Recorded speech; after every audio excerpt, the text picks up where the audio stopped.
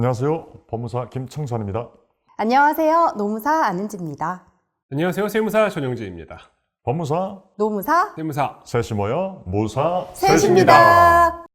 무사셋 인터넷 등기소가 올해 1월 31일자로 리뉴얼을 해가지고 새롭게 홈페이지가 개편이 됐는데 아주 가감없이 그냥 실사용자 입장에서 한번 얘기를 해볼까 합니다. 네. 저도 일적으로 등기소에 들어갈 일이 좀 많은데 개편된 건 아직까지 못 들어가 봐요. 오늘 한번 보시죠. 네, 너무 좋은 기회인 것 같아요. 그동안에 인터넷 등기소가 가장 많은 문제점이 있었던 게 익스플로러만 된다는 거 있잖아요. 네. 좀 설치해야 되는 액티브엑스인가 그런 프로그램이 너무 많았었잖아요.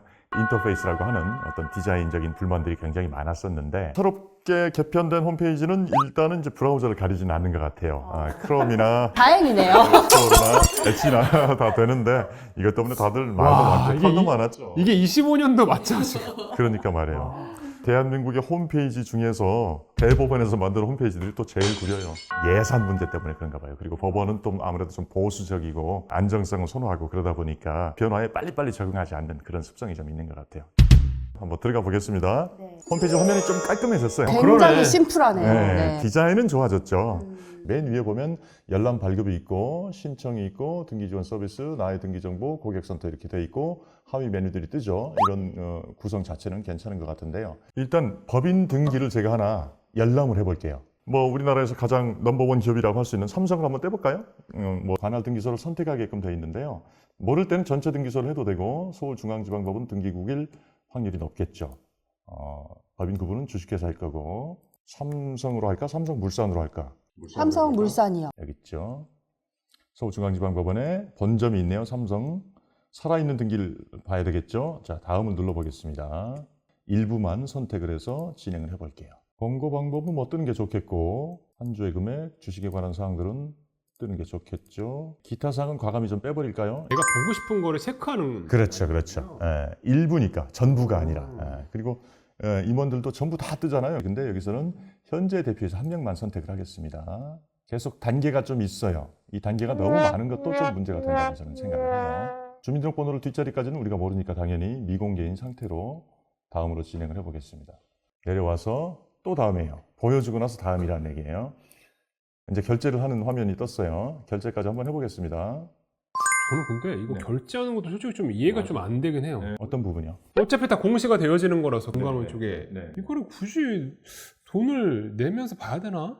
전 국민이 사용하는데 이런 수수료를 받아야지 이 인터넷 등기소 시스템을 운영하는 회계가 별도로 있거든요. 등기 특별 회계라고 해가지고 그렇게 해서 이 시스템을 만드는데 뭐 수천억 원이 들어가고 운영하는 것이죠. 그거 맞네. 앱을 가지고 떴죠. 그래서 열람을 누르면 안타까운 문제가 생겼네요. 발급은 윈도우즈 운영 체제에서만 지원된답니다. 그렇구나. 이제 700원 날린 거야 이제. 결제를 한 거니까 뭐 보이긴 하겠죠? 여기까지는 진행은 됐는데 열람할 수 있는 등기부 발급 그런 서비스는 지원이 안 되나 봐요. 아직도 운영 체제나 브라우저에서 완벽하게 다 호환되지는 않나 봐요. 다시 로그인을 했거든요. 여기서 아까 결제했던 것에 대해서 열람을 할 수 있게 시도를 해볼 겁니다.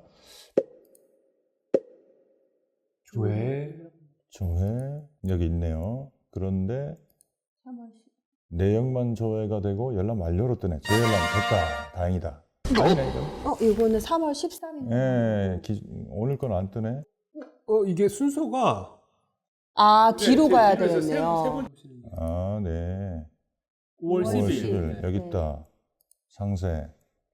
그리고 보통 이거 하면은 최신 날짜가 먼저 1페이지 있지 않나요? 만약에 저희가 메뉴를 잘 못 찾고 있는 거면 이것도 이것대로 뭔가 메뉴 구성이 어렵다라는 그렇죠. 네. 내용인 거죠. 일단은 여기서 안 된다. 라는 걸 확인했네요. 곤란하네요. 내 돈 700원 어딜까? 여기서 알 수 있는 것은 열람 신청을 결제까지 다 해놨고 그 자리에서 열람을 바로 하지 않으면 다시 접속해서 들어가서 보는 방법이 없다. 어렵다. 어렵다. 그리고 이제 열람은 1시간 내로만 가능하거든요. 1시간 내로. 네. 1시간은 너무 심했다.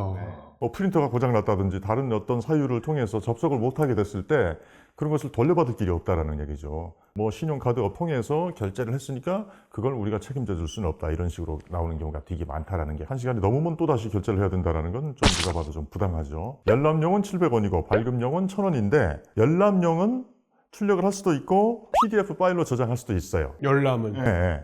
근데 발급용은 프린트만 되거든요. 그럼 열람을 해서 PDF 파일을 저장한 다음에 그거를 인쇄하면 안 되나요?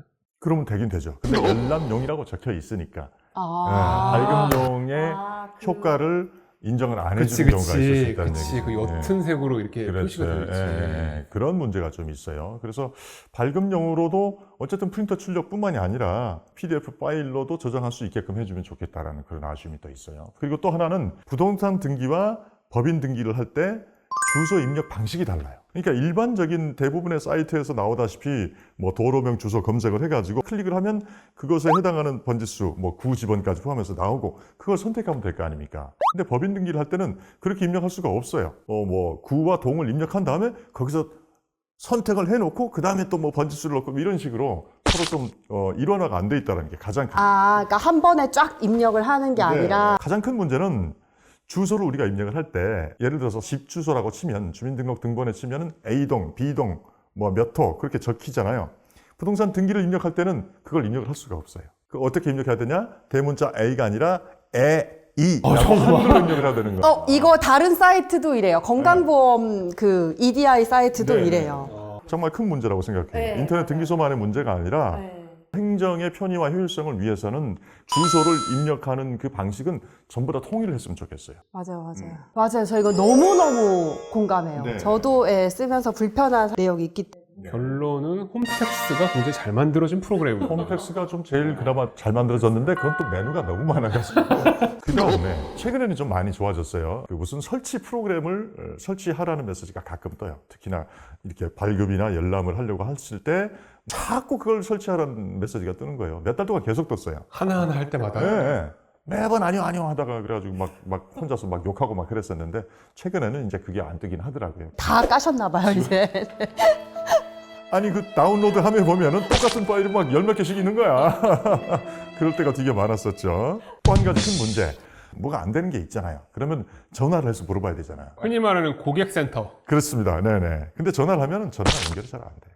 옛날에는 이제 전국 각곳에 있는 등기소에다가 직접 우리가 전화를 할 수가 있었어요. 그런데 전화번호를 하나의 콜센터로 통일을 한 거예요. 그러면 전화를 해가지고 거기서 이제 상담원이 전화를 받으면 내가 이번에 무슨 등기를 신청했는데 무슨 법원, 무슨 등기소 바꿔주세요라고 한단 말입니다. 그러면 또 잠시 기다려주시기 바랍니다. 그러면서 계속 이제 음악이 나오는 거야. 한참 기다려도 연결이 안 돼요.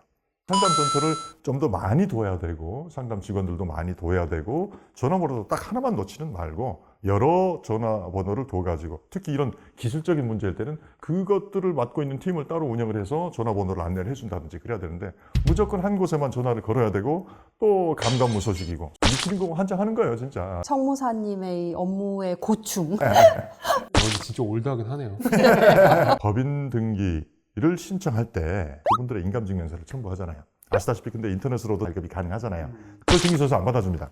왜요? 동사무소에서 뗀 그 약간 주황색 되어 있는 그 인감증명서만 받아줍니다.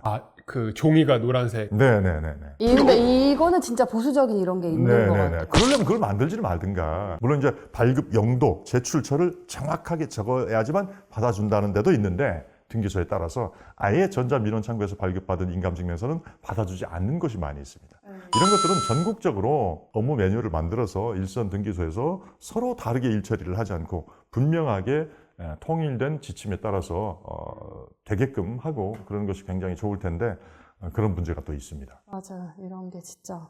청무사님이 이렇게 정말 열변을 토하시면서 오늘 썸네일 나왔어요. 오늘 부재. 업무사님의 깊은 빡침에 이거. 그러니까 이렇게 분노를 하시는 거를 정말 처음 봤어요. 최신이 컴퓨터를 샀는데도 안 되잖아. 딱지가 나가지고 그냥. 어쨌든 뭐 대법원 측에서도 굉장히 시스템 개선을 위해서 노력하고 있을 텐데 그 노고는 잘 알고 있으나 사용자들의 입빡침에 대해서도 이해를 하시고 계속 개선을 해주시길 바라고 어쨌든 그 좋아진 점은 디자인이고요. 크롬도 할 수 있다.